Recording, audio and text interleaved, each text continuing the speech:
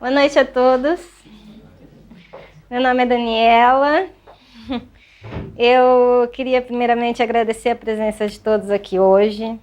Essa noite fria, não é? Nesse feriado, dia de jogo do Porto com o Benfica, não é? Obrigada pela presença, sejam bem-vindos. Quero agradecer também a presença dos nossos amigos espirituais aqui hoje. Estão aqui nos abençoando, fazendo o trabalho deles, não é? Nos inspirando, trazendo essa paz, não é?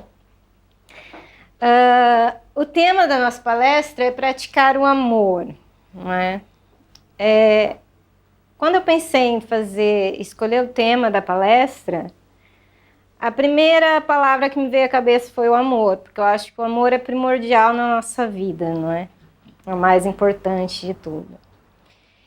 E depois, desenvolvendo a palestra, eu fui parar no praticar o amor. E a gente se pergunta, não é? Mas o amor não é um sentimento, não é? Como é que eu posso praticar algo que eu sinto, não é? Se é se é algo que eu sinto, é como se fosse um instinto, não é? Como é que eu posso estar praticando gostar ou não gostar, sentir ou não sentir, não é? Nós vamos falar um bocadinho disso hoje. O próximo slide que eu vou passar é sobre a visão espírita do amor, tá bem? O amor na doutrina espírita. O amor resume toda a doutrina de Jesus, porque é o sentimento por excelência. E os sentimentos são os instintos elevados à altura do progresso realizado. No seu ponto de partida, o homem só tem instintos. Quanto mais avançado e corrompido, só tem sensações. Quanto mais instruído e purificado, tem sentimentos. E o amor é o requinte do sentimento. Não aquele amor romântico no sentido vulgar do termo, mas esse sol interior, não é? Que reúne e condensa em seu foco ardente todas as aspirações e todas as revelações sobre-humanas. O que nós entendemos aqui é que o amor ele é um sentimento e não um instinto. E é o sentimento ou o instinto que vai nos mostrar qual é o nosso grau de evolução. Qual é o nosso objetivo? Nosso objetivo é avançarmos contra os nossos instintos em busca da evolução dos nossos sentimentos, não é? Porque quanto mais nós formos instruídos e purificados, mais nós vamos ser movidos pelos sentimentos, não é? E quanto menos instruídos, mais nós seremos movidos pelas sensações e pelos nossos instintos. O espírito deve ser cultivado como um campo. Toda a riqueza futura depende do trabalho atual. E mais que os bens terrenos, ele vos conduzirá à gloriosa elevação. Será então que, compreendendo a lei do amor que une a todos os seres, nela buscareis os suaves prazeres da alma, que são prelúdio das alegrias celestes. Nós, enquanto espíritas, nós sabemos que esse mundo é de provas e expiações. Nós estamos aqui de passagem. A nossa tarefa aqui é resgatar os nossos erros do passado, das nossas vidas passadas, não é? A nossa tarefa aqui é resgatar os erros que nós também cometemos já nesta vida. Feliz é aquele que ama, não é? Porque ele não conhece as angústias da alma e nem as do corpo. Seus pés são leves e ele vive como que transportado para fora de si mesmo.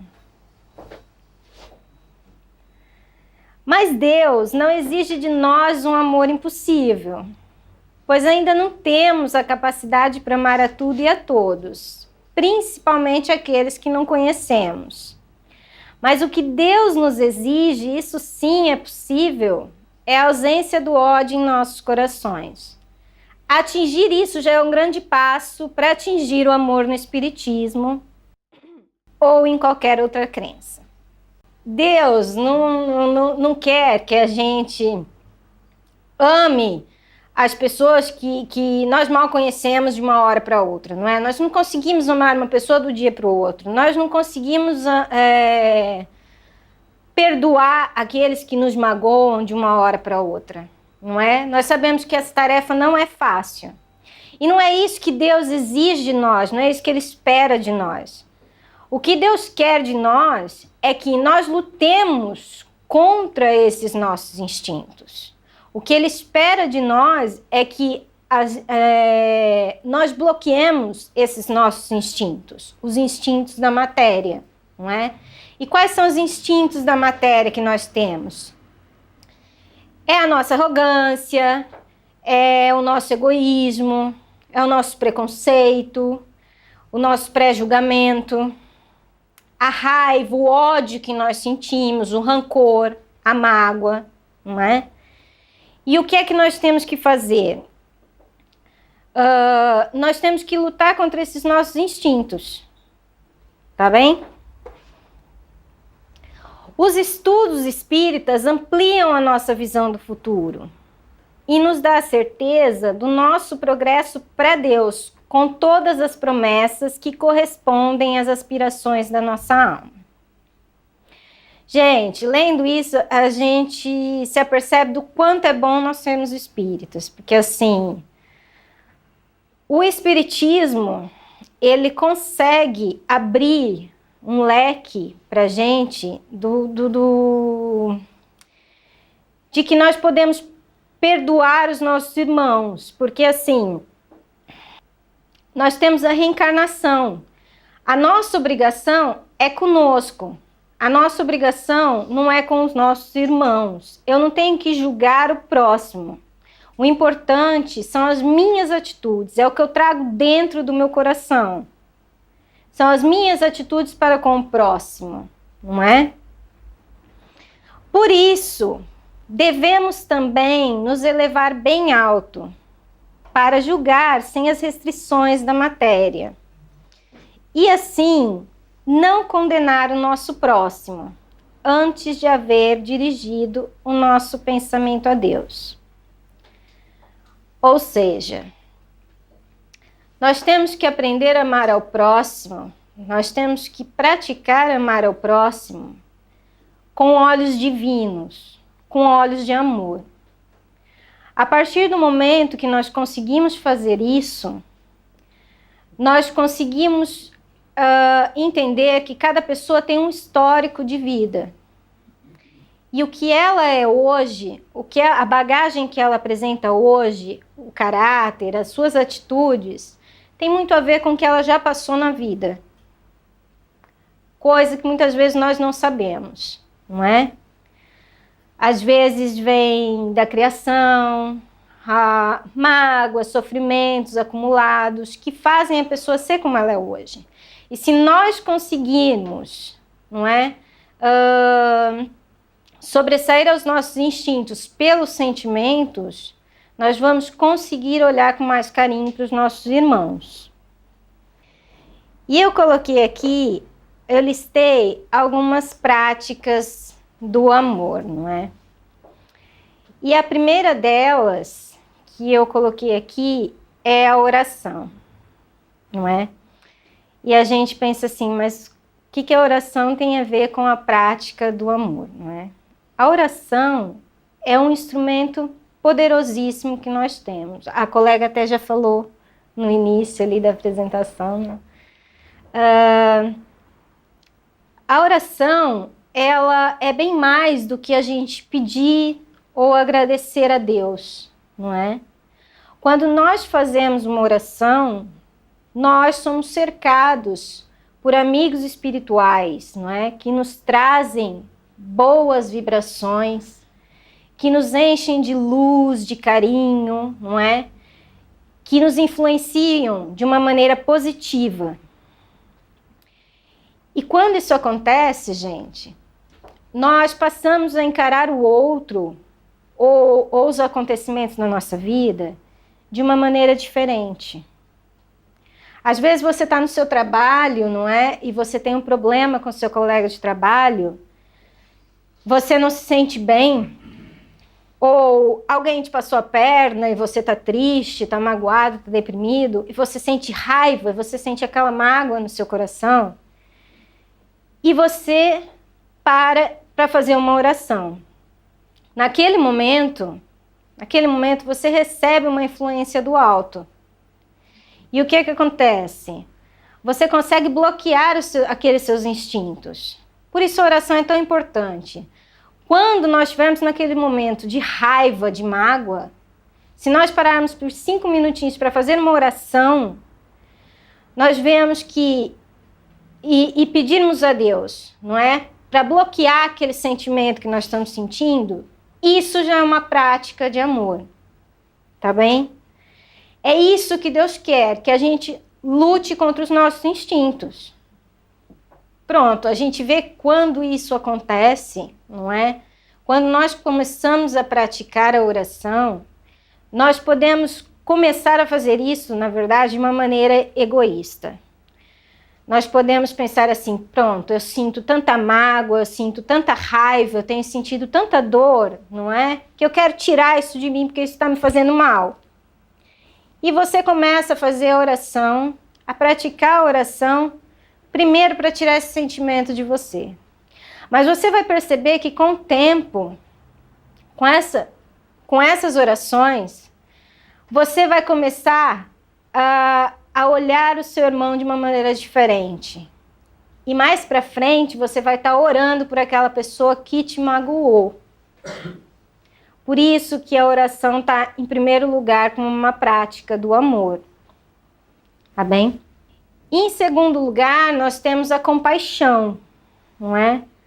A compaixão é quando você consegue se colocar no lugar do outro, não é? É quando você consegue calçar as sandálias do seu irmão e percorrer aquele caminho que ele fez para saber quais foram as suas amarguras, as suas dores e compreender, não é? Porque a pessoa é daquela maneira. A caridade, que nós sabemos, não é? Quando nós doamos algo que nós temos para alguém, é uma prática de amor, talvez a mais visível, a mais fácil de notarmos, não é? Mas eu quero deixar claro que a caridade, ela não é somente a caridade material. Você doar uma comida, você doar uma roupa, não é? Porque muitas vezes nós temos vontade de fazer isso e não temos condições. Às vezes a gente não tem nem pra gente, como é que a gente vai doar isso para o outro? Mas a caridade, ela pode ser um sorriso, sabe? Porque para você, às vezes você doa um sorriso e para você aquilo não significa nada, não é? Mas para uma pessoa que não teve um bom dia, que não está bem, aquele seu sorriso pode mudar tudo. Então, o nosso sorriso, o nosso bom dia, mesmo quando a gente não tem uma resposta, são também atos de caridade. Então, pequenos gestos são atos de caridade, não é? E são práticas do amor. Fazer o bem pelo bem, sem esperar nada em troca, não é? Eu vou voltar de novo no bom dia. Eu costumo dar muito bom dia, às vezes as pessoas não respondem. Eu acho que eles diziam que esta doida logo cedo nesse frio tá dando esse bom dia tão sorridente, não é?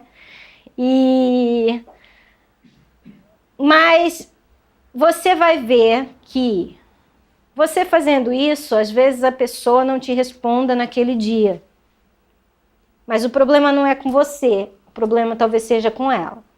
Mas pode ter certeza que ela vai guardar aquilo no coração, na cabeça dela. E no dia seguinte ela pode ser a primeira a te dar um bom dia, ao invés de ser você. Por isso, gente, sempre fazer o bem pelo bem sem esperar nada em troca, não é? Porque na verdade depois a troca vem, não é? A gente sempre recebe alguma coisa. Retribuir o mal com o bem, não é? Quando alguém nos magoa, quando alguém nos faz alguma coisa, o nosso instinto fala mais alto, não é? A gente lembra logo da lei de Talião, olho por olho, não é? Dente por dente, você vai me pagar e tudo que você me fez, você vai sofrer também. Mas isso não é uma prática de amor, a gente tem que conseguir eliminar isso da gente, rezar para tirar esse sentimento da gente, não é? E sempre retribuir o mal com o bem. Se naquele momento você tiver muita raiva, muita mágoa, e você não é capaz de fazer isso, você começa com uma oração automática, digamos assim, não é? Olha, não desejo mal também para ele, também não quero pensar. E você vai ver que logo você vai conseguir desejar o bem, ou ao menos não vai conseguir desejar o mal para alguém, não é? Tomar a defesa do fraco contra o forte. O que nós vemos muito acontecendo no mundo de hoje é que as pessoas estão optando por se omitir. As pessoas hoje, elas não querem se envolver, não é? Elas optam por ficar na delas e é cada um por si, não é verdade? O que não pode ser, não é? Nós temos que tomar a defesa do fraco contra o forte. Mas por quê? Porque quando você faz isso, você não está só ajudando o fraco, mas você também está mostrando para o forte, não é? O opressor, que ele está no caminho errado, que ele também tem que mudar. Então, na verdade, não é você estar se indispondo com uma das pessoas. Você vai estar fazendo bem tanto para um como para o outro. Por isso a omissão não é o caminho, tá bem? Nós temos que estar praticando essa defesa. Sacrificar sempre seus interesses à justiça. Essa é uma coisa muito difícil de fazer, não é? Sacrificar os nossos interesses. Mas não há nada nesse mundo, gente, que vale o nosso caráter, os nossos valores, que vale o que é justo. A gente não pode esquecer disso. Nós não podemos aceitar uma injustiça em nome de algo que a gente queira muito, porque às vezes não vale a pena pagar esse preço. Tá bem?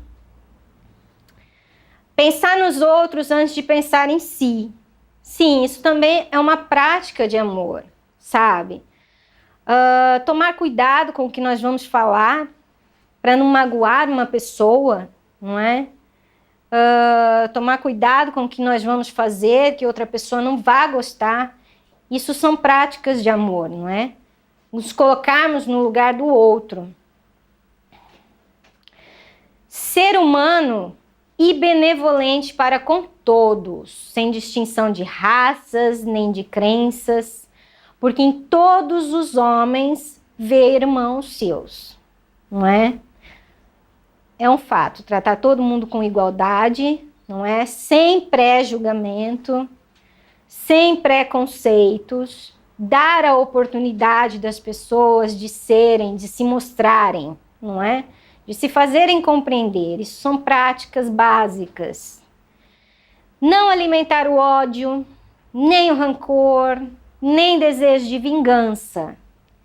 A exemplo de Jesus, perdoa e esquece as ofensas, e só os benefícios se lembra.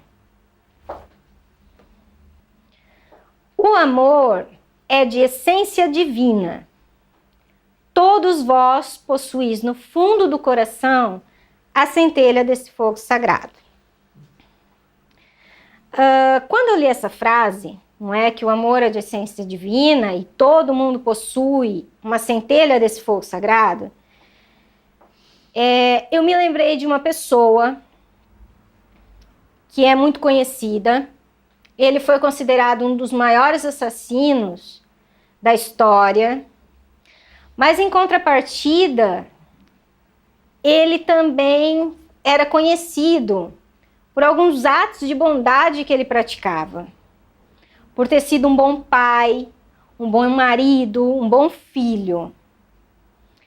Essa pessoa era Pablo Escobar. Eu acho que todo mundo conhece Pablo Escobar, que era um narcotraficante da Colômbia, muito famoso, não é? E eu tenho aqui uma pergunta que foi feita ao filho dele sobre o pai dele, em que ele responde: alguma vez teve vergonha do seu pai? E ele diz: não. Apesar de me ter manifestado contra a sua violência, como pai, ele cumpriu, deu-me afeto. Posso sentir vergonha pelos atos de violência que cometeu, mas não pela figura do meu pai, porque foi das únicas pessoas no mundo que recebeu o amor do Pablo Escobar. Nós já vimos várias reportagens passarem na TV, não é? Em que as pessoas na cidade em que o Pablo Escobar nasceu, em Medellín, a dizerem que ele era uma ótima pessoa, que ele era caridoso, que ele era bondoso. Na verdade, o Pablo Escobar foi um menino muito pobre que começou a ganhar dinheiro com o tráfico de drogas. E uma das primeiras coisas que ele fez na época foi construir um bairro para as pessoas carentes. E ele era uma pessoa que ele saía na rua e distribuía dinheiro para as pessoas carentes. Então, ele tem uma situação muito curiosa, não é? É onde entra o assunto da centelha divina que todos nós temos. Talvez ele precisava de alguém que puxasse aquele fiozinho de sentimentos dele, não é? Talvez a mãe, que o acompanhava sempre, mas ela não fez, não é? E ele optou por quê? Por seguir os seus instintos e não os seus sentimentos. Por isso cabe a nós, não é, tentar puxar de cada um e de nós mesmos esse fiozinho dos sentimentos. Nós temos que praticar a lei do amor, como Deus a quer. É necessário que chegueis a amar, pouco a pouco e indistintamente, a todos os vossos irmãos. A tarefa é longa e difícil, mas será realizada. Deus o quer, e a lei do amor é o primeiro e o mais importante preceito da doutrina espírita, porque é ela que deve um dia matar o egoísmo sob qualquer aspecto em que se apresente, pois além do egoísmo pessoal, há ainda o egoísmo de família, de casta, de nacionalidade. Essa é uma frase que eu gosto muito, não é, de Chico Xavier, em que ele diz que se Allan Kardec tivesse escrito que fora do espiritismo não há salvação, ele teria ido por outro caminho. Graças a Deus ele escreveu que fora da caridade, ou seja, fora do amor não há salvação. Bem, o que nós concluímos com tudo isso, então, não é? Nós temos que praticar o amor, nós somos feitos de instinto e sentimento. E nós temos que conseguir sobressair os nossos instintos a favor dos nossos sentimentos, não é? Nós não temos que julgar o próximo. O nosso julgamento tem que ser conosco, tá bem? Nós, como espíritas, nós sabemos que nós temos a reencarnação, que nós temos a lei do retorno, tá bem? E o que as pessoas fazem, elas vão pagar mais cedo ou mais tarde. Se não for nessa, será em outra vida, não é? Não cabe a nós fazermos o julgamento. O julgamento tem que ser conosco, tá bem? A partir do momento que eu começo a julgar o meu semelhante, que eu começo a ter meu preconceito, meu pré-julgamento, meu egoísmo, não é? Com outra pessoa, eu esqueço que essa atitude é o meu instinto agindo sobre isso. Tá bem? Acho que é isso, gente. Acho que eu até fui rápida demais. Alguém tem alguma pergunta, alguma dúvida que gostaria de fazer? Não? Tá ok. Diz. Explicou muito bem. Expliquei, muito obrigada. Muito obrigada. Ok.